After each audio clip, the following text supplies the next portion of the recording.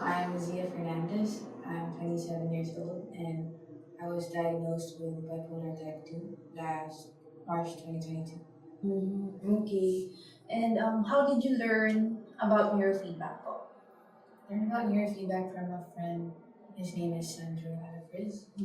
And I went with him with one of his sessions. So I found it cool because he was just playing games. And then he was telling me his experience that it helped him become more mindful about things and being in the present moment.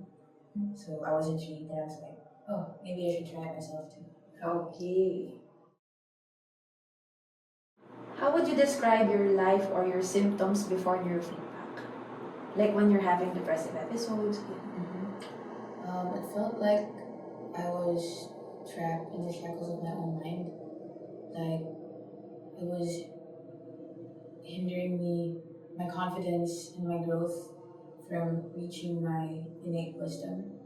And that would resort to dark, intrusive thoughts, escalating to suicidal thoughts. So I felt really hopeless. Yeah.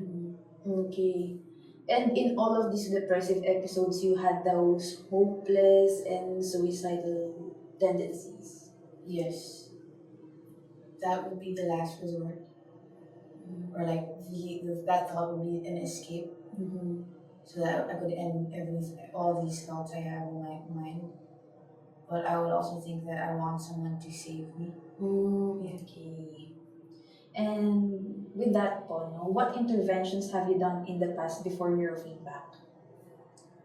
I reached out to friends, but there's only a limiting capacity that they could handle, and I resorted to self-help books, articles, podcasts. I tried meditation before, but then I would fall asleep. Okay. And then I tried journaling, but it felt like a chore. I also took medication.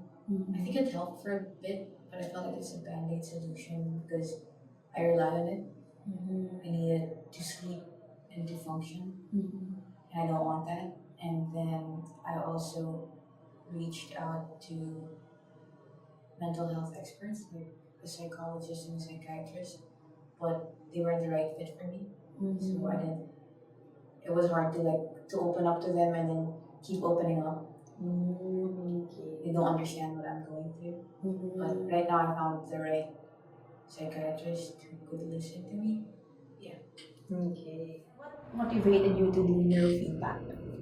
Motivated me. I think I really want to change this pattern or this cycle that I'm in. So that really pushed me. And you mentioned po no na parang you wanted to go on this healing journey.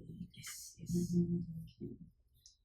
And how was your experience with neurofeedback as compared to your past interventions? I think that if neurofeedback alone, and I don't think that would help really. I think the other interventions I did in the past, it helped, but I wasn't really 100% in.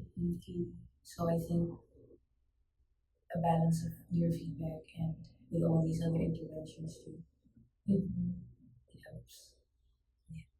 Okay. So about these interventions, what interventions are you doing alongside the neurofeedback? I am already constantly meditating. I try it every morning, if not when the need arises.